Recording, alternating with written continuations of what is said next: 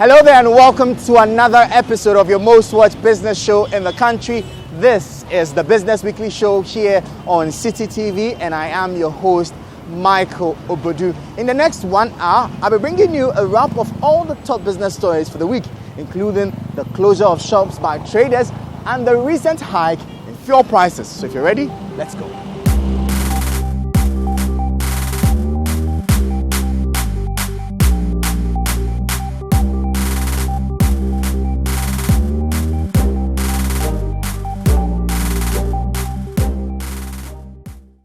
To say this week has been eventful would be an understatement.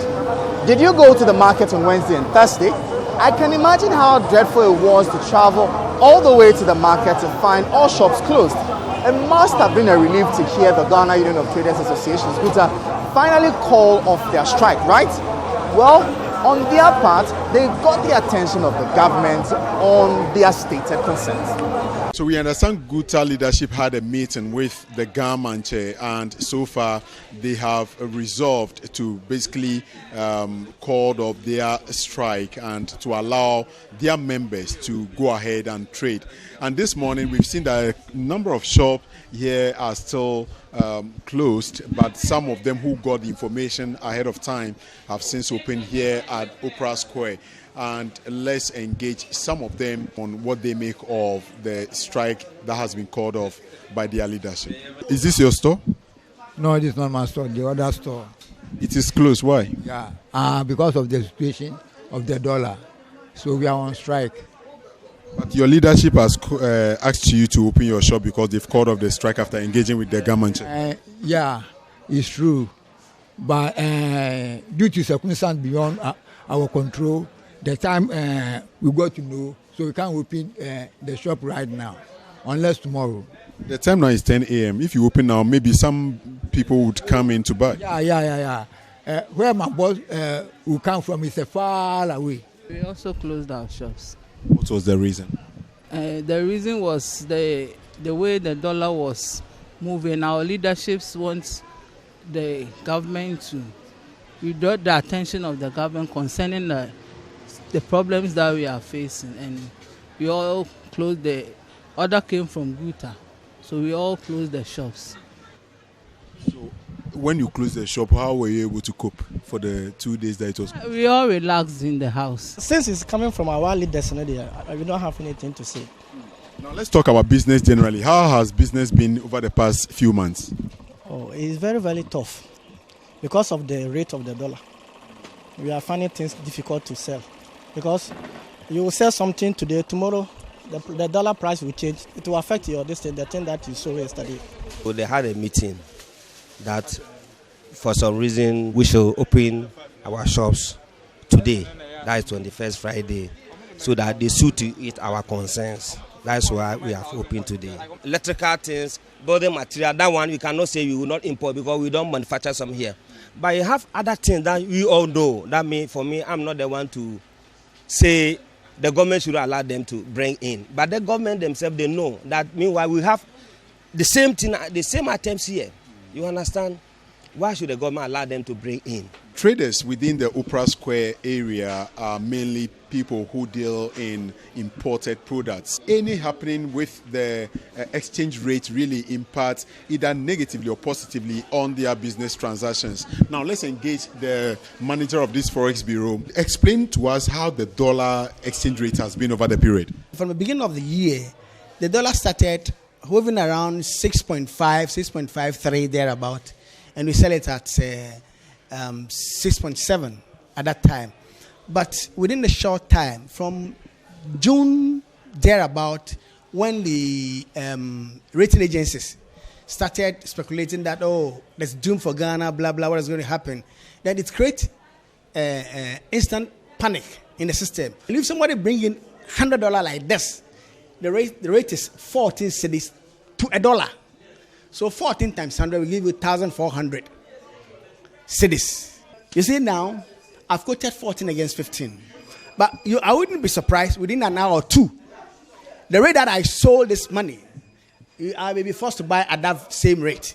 I think 2 days ago, it was less than 14. Me, I was expecting that maybe to be 13.8 or so. I didn't look on the board before coming. The government should allay the fears of the public. I would love the president to do what he did during the COVID period.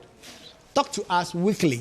This particular street was literally empty for the past 2 days when the leadership of Guta asked them to close their shop and sit home until government bring some relief to them as traders due to the exchange rate figures that has been impacting negatively on their business. Now we are here and we've seen that most shops have opened and they are beginning to trade.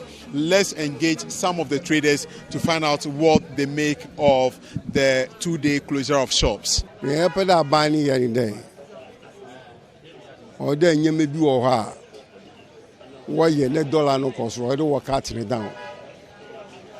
Yama be brave or what is here with them paying the phone.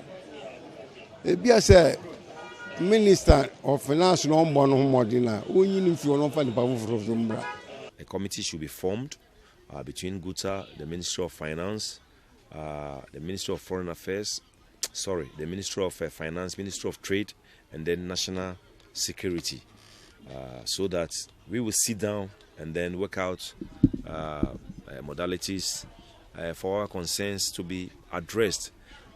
Those that can be done immediately will be done, and then those that will at least require some time also, they will see to that.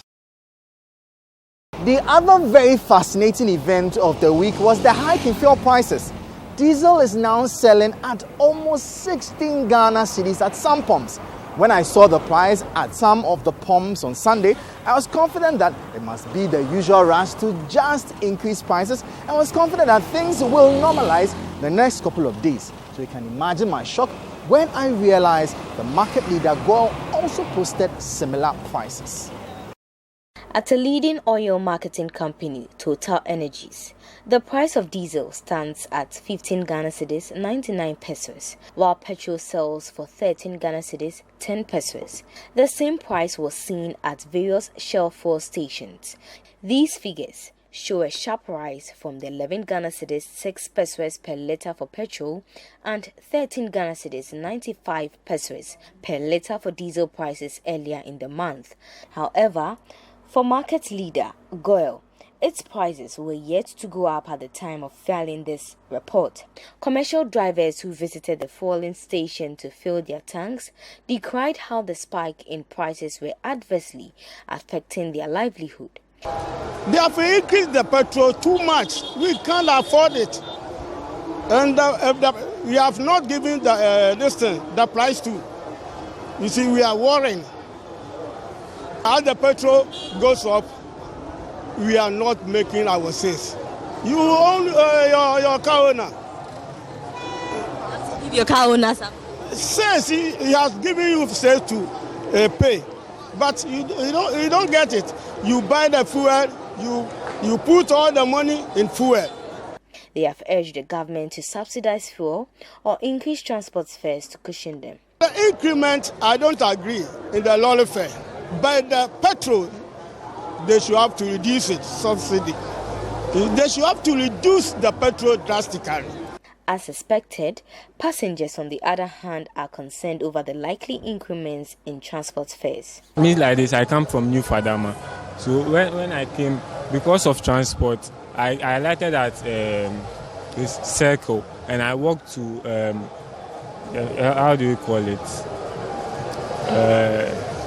Ministries. I was going to submit my NSS letter. The Chamber of Petroleum Consumers Ghana, COPEC, has predicted that fuel prices could reach 18 Ghana cedis per litre by the end of the year if steps are not taken to curb the rampant increase in the price of fuel at the country's filling stations. The city has definitely not, come to a stability point. And so if it continues to depreciate, it's likely the first week in November, there will be further increments. If you do plus or minus even 5%, 10%, what you are probably going to see that between now and December, Ghanaians could end up paying about 17, 18 Ghana cedis per a litre.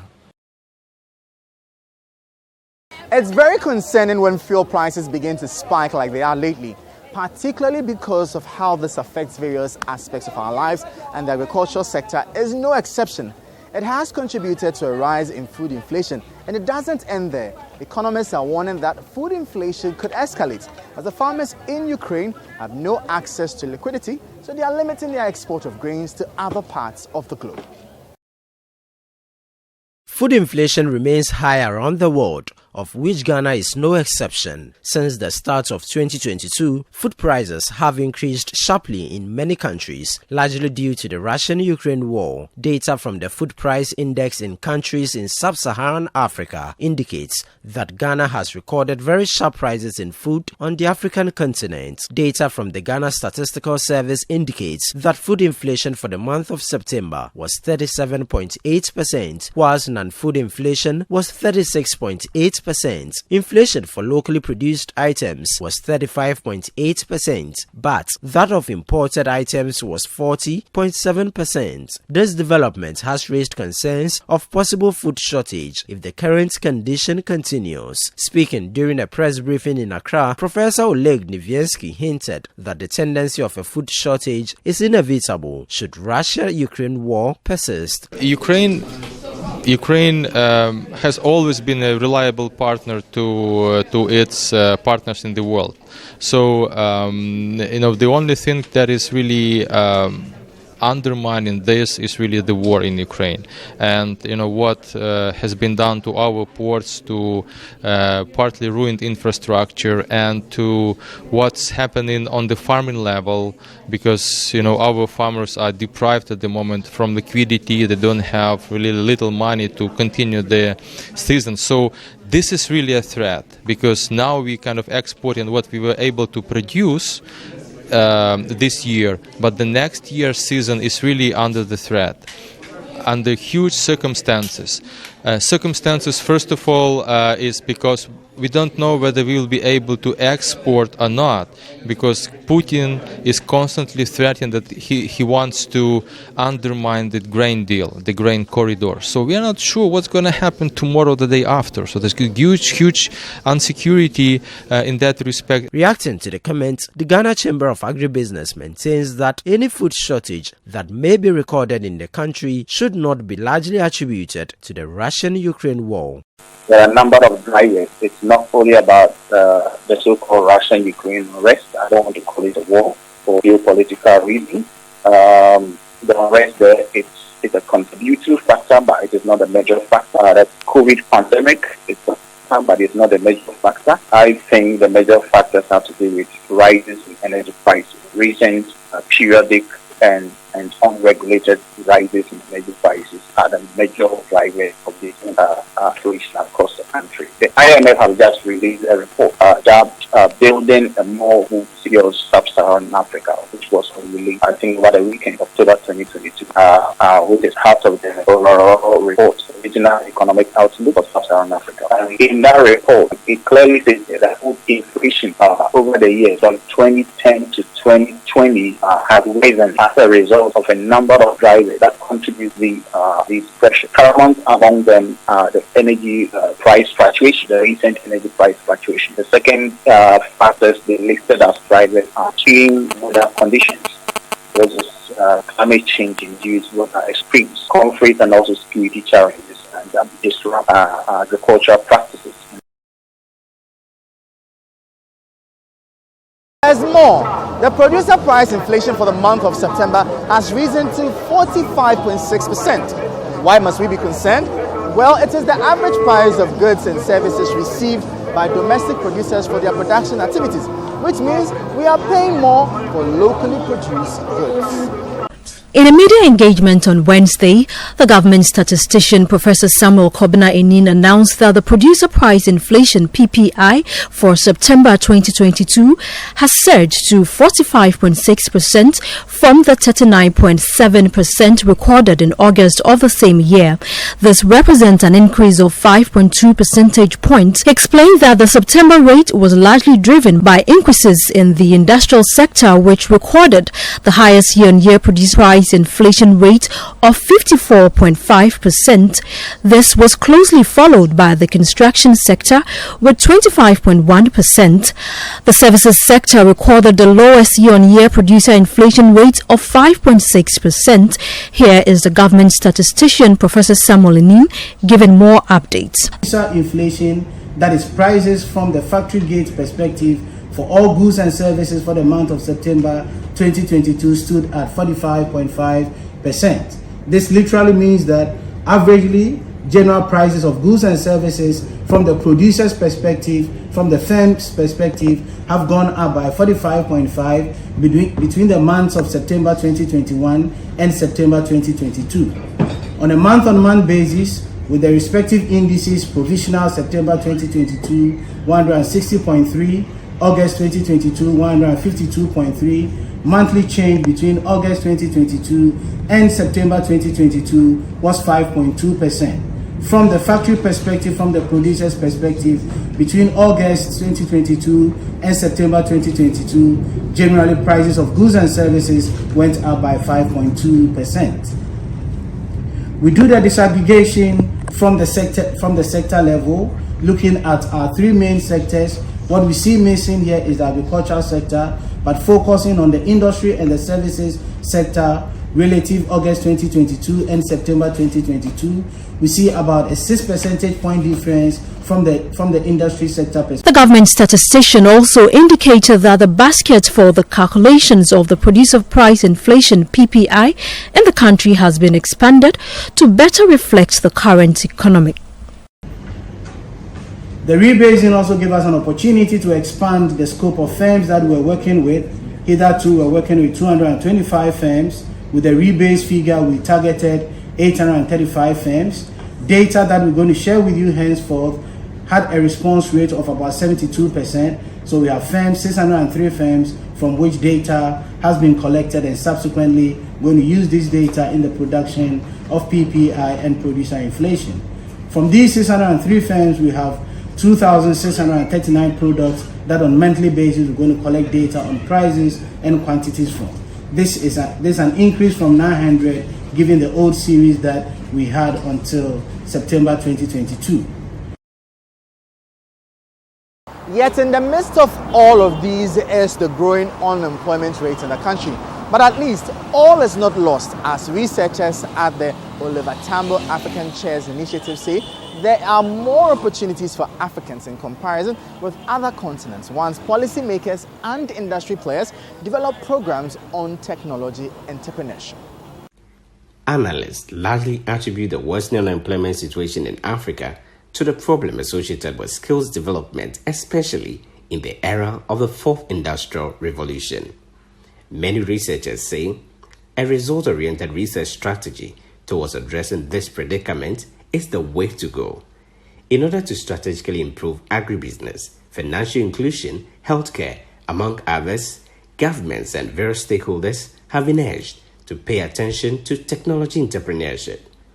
Professor Nathaniel Bosso, the Oliver Tambo African Chairs Initiative Chair for KNUST, says they are seeking to liaise with the Ghana Education Service, parents, and other stakeholders on the need to prioritize entrepreneurship at the pre-tertiary and tertiary levels to boost employment opportunities. There are two things we are going to do to try to change the mindset of Ghanaians when it comes to entrepreneurship as a career path. So one of the things we want to do now is to work with the Ministry of Education to try to get parents, teachers in pre-tertiary institutions and even in tertiary institutions to begin to have a different mindset about what it means to be pursuing entrepreneurship as a career path. Right? So we will see a lot of engagement with them. And as I said earlier, we are also going to develop entrepreneurship competence framework for Ghana. And we are going to do that together with the Ministry of Education so that we are able to come out with a kind of skill set that we can use to train our children when it comes to entrepreneurship. And so that's one of the things that we expect to change. So with this mindset, beginning with, then with the research that we are going to do, being able to demonstrate empirically that when people engage in entrepreneurial activity, either intensively or globally, we expect those people to be able to get out of unemployment. Because with entrepreneurship, you're able to employ yourself. And if you employ one additional person, let's assume you have 100 enterprises with the entrepreneur himself and also employ one more person. You got 200 people getting employment. So that is what we want to do. But then we really want to establish with evidence, empirical evidence, for people to be clear that when you engage in entrepreneurship, you are likely to create a job. He has been highlighting what the research team seeks to achieve in order to help address Ghana and Africa's unemployment woes. 3 major activities that we need to accomplish. So currently we have been engaging with industry people and policymakers. Many of them you saw giving presentation today. So with that engagement with the industry and policy people, we are going to also continue to develop our technology entrepreneurship program. So this is postgraduate program in PhD level and master level. Then with these PhD students, master students, we are going to be engaging in a kind of research I was talking about, technology entrepreneurship research, and how it's related to youth employment. So we are expecting to do this research across Africa, not only Ghana. So because this is an African-wide chair, and our goal is to try to explain how technology entrepreneurship is related to youth employment. So, Dorothy Ingila, Director of Strategic Partnerships, National Research Foundation of South Africa, is hopeful that with a conscious effort, Africa will be transformed as unemployment rate would reduce. We would like these chairs to support development objectives, especially of our continent, of the country that they are located in. In the case of Ghana, in this particular chair, it is in the area of youth unemployment and the leveraging of technology and entrepreneurship to support livelihoods of young people. And the last aspect about this chair that is critical is its contribution to higher education objectives. So, training the next generation of scientists and academics and producing cutting-edge research and innovation that supports knowledge, that supports society, that supports the economy of Ghana and the economy of our continent. The funding challenge of most players in the agricultural sector is believed will be addressed soon as the government starts making some efforts in that regard to enhance the value chain. The government says it is working assiduously to assist farmers get financial facilities from commercial banks in Ghana. Agriculture contributes a significant amount to Ghana's GDP and accounts for over 40% of export earnings, while at the same time providing over 90% of the food needs of the country. Despite this, the sector is fraught with a number of challenges such as pest and disease infestation, climate change, lack of farming expenditure, among others. However, the Minister of Food and Agriculture, Dr. Owusu Efriya Koto, while addressing members of the Association of Ghanaian Industries, reassured members of government's commitment to aid farmers get access to loan facilities. So as we speak, I've actually submitted a cabinet memorandum for my colleagues to approve, for me to go to Parliament with a bill to make it law that if you have a banking license in this country, at least 10, 15, 20% of your loans should go into the agriculture sector.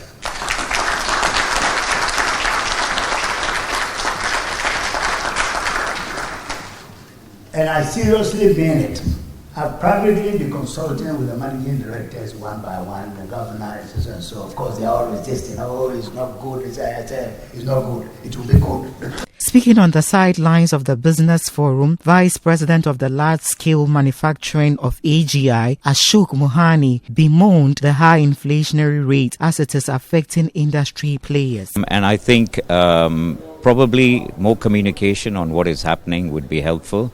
A lot of the input costs have gone up, and many of the manufacturers are facing issues on sustainability, on whether they will be able to sustain the cost of the high costs of manufacturing, as well as even be alive. So that's a real concern. Today, there was a clear communication on agriculture project policy, and I think that communication will slow down or help on what exactly is happening, on the currency side. That will help calm nerves. Homegrown solutions, not really, but the cost is an issue for the for what is imported because of commodity prices outside as well as the exchange rate. We see a high cost of inputs. On his part, the managing director of Benso Oil Palm Plantation, Samuel Avella Awenia, underscored the need to label palm oil distribution channels on the market to curb the use of Sudan 4 dye in palm oil. But we have actually worked with Food and Drugs Authority. We have sensitized our members. We have told them how bad it is because it's not good for health. And actually, our Artisanal Oil Millers Association, they have worked on, they are trying to formalize that sector so that you don't just go and buy palm oil without a label. You don't know where it was produced. You can't know manufacturer's name, manufacture date, and see numbers that you can trace back to who produced it. So sooner or later you will see that to buy palm oil, the market for your kokomre and okro stew, you have one that has a label, it has a manufacturer, where they are located, so you can trace them, so that if there's a problem, we know how to trace. So that's how we are going to systematically phase out the palm oil that is unregulated, no label, and therefore the chance that this dye can be in it and then they go free, we will curtail that. It's not only farmers who will likely be receiving some funds. The Microcredit Association of Ghana has revealed that its members will from next month receive an amount of $200 million of a loan facility from Afri-Exim Bank. According to the association, the money will help its members expand the operation and also make up for some of the losses they have encountered this year due to unfavorable economic conditions. Such a relief, right? Like a bank, a microcredit institution is a provider of credits. However, the size of the loans are smaller than those granted by traditional banks. These loans are known as microcredits. The clients of microcredit institutions are often micro-entrepreneurs in need of economic support to launch their business. This type of client is considered too risky by traditional banks because they cannot provide real collateral and because they tend to work in the informal sector of the economy. Before granting the loan, microcredit institutions analyze the client's willingness and ability to pay. In spite of the successes achieved by some efficient microcredit institutions, a considerable number of them face challenges in attaining both operational and financial sustainability. According to members of the association, the news of the $200 million loan facility is therefore highly welcome and timely. Executive Director of Ghana Microfinance Institutions Network, Yao Jimpi, explained to Citi Business News that the money will be made available to the various financial institutions once they upload their individual profiles onto the association's database.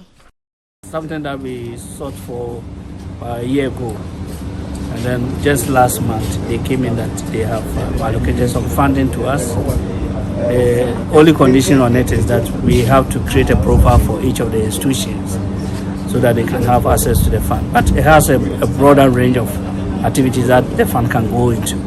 And so depending on the sector that you play and how well you are doing within that sector, then you can assess it. So currently what we are doing is that we are doing this by segment.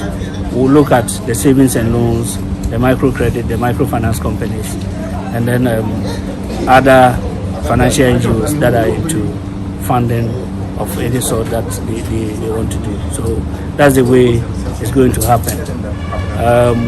They have a rep in Ghana who is working with us to support the institution to create their profiles on their platform. So far, they said they will start with $200 million. And the idea is that as it grows and then as the demand becomes higher, they will expand it.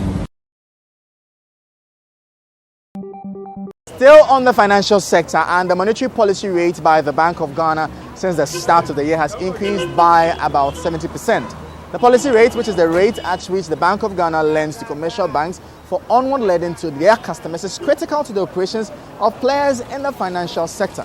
But how has this, for instance, impacted the businesses of players in the savings and loans industry? The monetary policy rate stood at 14.5% in January this year, but currently is at 24.5%. The hike in the rate forms part of the strategy by the Bank of Ghana to check the country's inflation level, which is presently at 37.2%. Many have criticized this approach by the BOG, arguing that it was not adequately addressing the inflation challenge. This also makes funds more expensive for financial institutions in the country. How has this affected the operations of players in the savings and loan space? Kweku Fusu is the head of financial planning and analysis for Bayport Savings and Loans, and he says his outfit has had to alter its operations to manage the high cost of borrowing. He spoke to Citi Business News on the sidelines of the Ghana Accountancy and Finance Award. We are doing a lot less than we were probably doing in the past. So, I mean, we just reduced the volumes a little bit because, like you know, the more we lend, the more we have to go and borrow. The more we have to go and borrow, the higher the cost of funding because of where our race is at the moment. So we've had to reorganize ourselves and reduce our lending so that at least we can continue to do business. At the same event, the Tema branch manager for Opportunity International Savings and Loans, Alexander Buti Odoi, added that despite the demand for loans, his company has increased its scrutiny to manage its risk. We have tightened things a bit. Credit risk management is at its peak, and so we are doing our work well. I mean, we are being diligent with what we do, and so yes, a few, tightening things, a few here and there, just to make sure that we're really on top of our business. It's quite worrying how many people in the country aren't conscious about the need for insurance at all levels. Most of the times, it's almost an afterthought. But how then can this challenge be addressed? The National Insurance Commission believes that making the study of insurance a non-examinable subject in second cycle schools in the country will inculcate the habits of insurance at the early stage.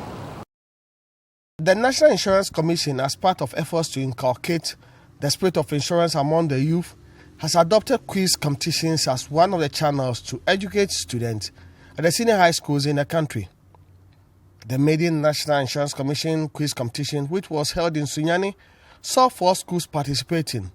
These include Sacred Heart Senior High School from Insiatre, Trinidad Senior High Technical School, Notre Dame Girls Senior High School, and St. James Senior High School. The Commissioner of the National Insurance Commission, Dr. Justice Yaofori, speaking to Citi News on the sidelines of the quiz competition, noted that his outfit is in talks with the Ghana Education Service to introduce insurance as a non-examinable subject at the senior high schools. The idea is to demystify insurance, and to do so, we realized that we had to introduce it in the second cycle institution on a non-scoring basis. So we started with, we call it insurance fan clubs within the schools, and we give them some books to study from which the questions will come from. I was delighted looking at the performance of the kids this morning. They excelled very well. For me, all the 4 schools that were able to make it to the final, they were all winners. There were no losers so far as I'm concerned. the questions that they were able to respond to, honestly, I was marveled. Because there are people who are even practicing insurance, and I believe they couldn't have addressed some of these questions. We believe that the National Insurance Commission, one of our mandates is to create public awareness. And we see this as a tool. If a student knows about insurance, he can actually educate his parents and siblings. So that is where we realized we needed to start from. They can educate their parents on the need for insurance, and thereby, in so doing, it can also lead to adoption of insurance and good insurance penetration. But we as the Commission, we are starting from our own side with the help of the Ministry of Education. Everything starts gradually. From a non-scoring basis, when everybody appreciates insurance, I believe that it will become a paper in future, at the second cycle in future. That's how we have government.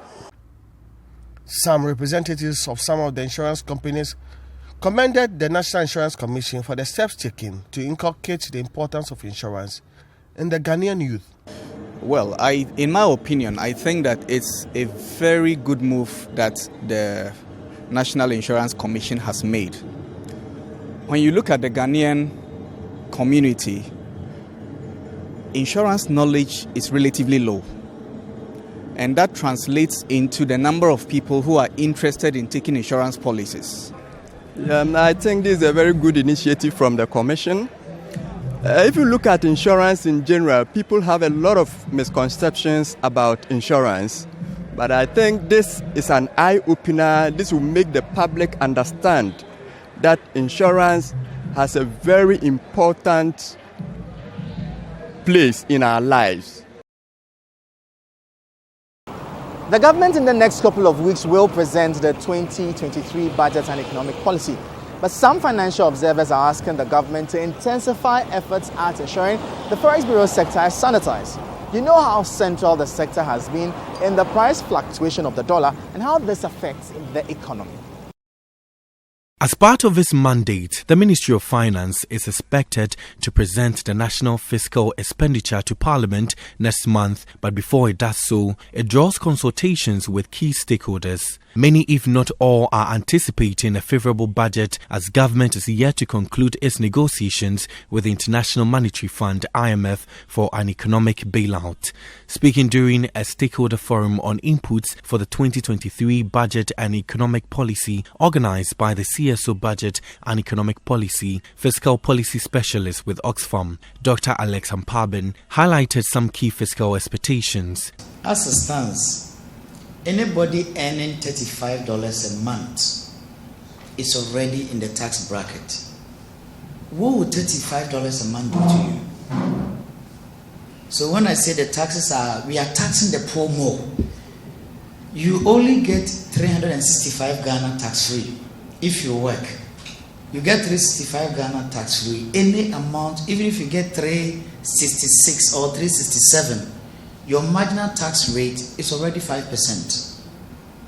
In other words, anybody earning 400 Ghana is already having a marginal tax rate of 5%. The proposal we are making to the government is that we believe that it's time the government has to introduce an additional tax band. Instead of stopping at 30, government should look to introduce a 40 tax bracket.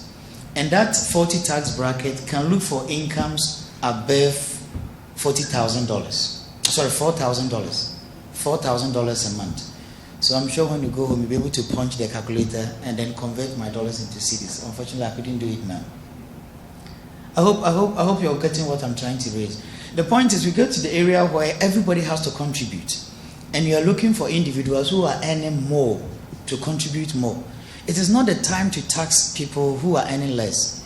And the reason why I'm pushing for moving the poor people out is because we began the year, we knew how much prices were.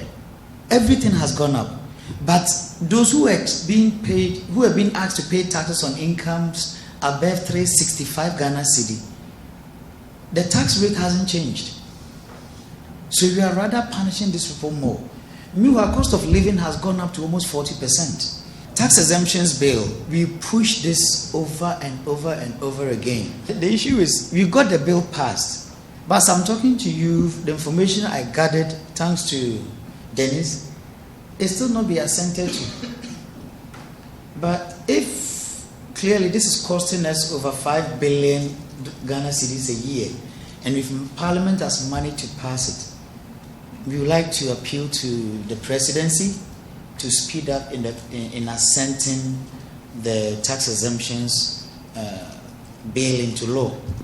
Which exemption has outlived their usefulness that has to be scrapped, or which new ones has to be introduced. We also be able to do cost-benefit analysis and crucially have a database to assess which company is enjoying what exemption. We do think that we need to speed up with it. There's no time for us to delay, because every single day we delay in getting the exemptions law into action, some people are enjoying tax exemptions, millions of cedis, without we necessarily being able to account for the benefit we are getting in return. And I think we do have every reason to be concerned. The Natural Resources Governance Institute also highlighted some inputs to boost the extractive sector. Now, if Ghana thinks that it wants to transition to renewable energy, then it should also be thinking about how to develop its critical mineral resource base. So that will fuel into the process of renewable energy development. And what we are proposing is that government should first take stock of the reserves of critical minerals that we have in the country. So how much lithium do we have in the central region and other parts of the country? How much iron ore do we have in the OT region, in the northern region, in the western region, for instance? We've heard of patches of those resources in all these corners. We entreat government to invest in the Geological Services Authority to undertake a strategic assessment of the resource that we have, of critical minerals resources that we have under the ground, so that we use that as a basis to negotiate for investment in developing these critical mineral resources. Civil society organization Vision for Alternative Development also called on government to increase tobacco taxes to rake in more revenue. You and I know the economic burden and then health-wise, the hardship that people go through with respect to consumption of these commodities. In Ghana too, we are told that the economic burden with respect to tobacco is about 97 million. So indeed, it tells us that tobacco is causing more harm to both the economy, the individual, and then also the society as a whole. We could keep on employing government that, yes, so let's take advantage of this situation. We are importing so many sticks of cigarettes in the country, and they almost always get consumed. So why don't we increase taxes on these commodities? We get more revenue. Consumption reduced, but to a small, so that the company will still make their money, and government will also make its own revenue. Did you know that Ghana loses about $200 million annually due to cybersecurity crime? This was disclosed by the Director Legal and Coordinator of the Ministry of National Security, Osei Bonsu-Dixon. According to him, cybercrime is on the ascendancy in recent times, resulting in the country losing huge sums of money. Within the West African region of 16 countries, where the average internet penetration was 32.3% at the start of 2021, Ghana's population is one of the most networked, with 50% of its citizens able to get online. Checkpoint research recorded that the country had the second lowest number of weekly cyber attacks per organization among 14 countries surveyed across Africa last year. But despite the consistent caution and education on cyber fraud, many people are still falling prey to the activities of criminals through the internet, resulting in the loss of millions of US dollars to businesses and individuals in Ghana. The Director, Legal and Coordinator of the Ministry of National Security, Osei Bonsu-Dixon, speaking on the sidelines of the 2022 International Cyber Conference and Security Expo, revealed that the country loses about $200 million annually to cyber security crime. If you look at what is going on, we probably might be in more or less 100 million to 200 million a year. I mean, I can't pinpoint the exact statistics because we haven't actually validated or finally authenticated these things. But there seems to be a growing appetite for phishing attacks, social engineering, and all those things. And this is in my estimation, I think even a modest estimation because of the nature of the threats that are perhaps underlining all around the world. There is a global feel that the skills gap is very wide. We need more than we have. Even in countries like the United States, the amount of cyber attacks that they have to deal with, for example, is horrendous, and they don't have the skills for it. So they're building. Ghana is also doing the same. I mean, I can't say with the same resource exertion, but I can say that our leadership, both at national security, at the Ministry of Communications, and the broader government machinery, as well as the private sector, it's very much on the upbeat. Although the figure is worrying, Osei Bonsu Dixon says the country's effort at fighting cybercrime is admirable. I think that gradually it's getting more and more robust. I mean, and that's, I think, is a good thing. I mean, our ranking, for example, in the ITU scale tells everyone we are third in Africa, and it tells you that we are doing something good. If you look, for example, at the legal infrastructure that we have, as well as the institutional infrastructure that we have. And not only that one, but the broader infrastructure in terms of awareness creation that is happening, I mean, then it's a good thing. The security sector wants to be able to understand the threats well, as well as the opportunities within the threat, because it's not only a problem that we are dealing with. Cyber is also an opportunity for us to be able to, you can see what the Israelis are doing, you can see what the Americans are doing. Ghanaians have a lot of that capacity. We just need to build our own technical responses, and that's what security governance is also about. Her Ladyship, Gertrude Araba Isabatokunu, who preferred some solutions, indicated that collaboration and more skilled experts and capacity need to be built in the cyberspace to tackle the situation. And Africans make by far the greatest use of mobile banking services in the world. African countries, therefore, need to urgently scale up efforts to combat cybercrime through a multi-stakeholder approach involving government, industry, and civil society organizations within the context of the African Union Convention on Cyberspace Security and Protection of Personal Data. Today, the threat of cybercrimes casts a worrying shadow on every aspect of digital development in Africa. For Africa and others in the developing world that are striving to build and strengthen digital infrastructure in every aspect of social life, including government, finance, trade, it is crucial to have a robust cybersecurity framework in place. This is necessary if we are to stem the threats posed to economic activity, economic security, and social cohesion that such cyber intrusion represents. If Africa fails to address the threats, there will be avoidable adverse impacts on economic growth, investment, and national security.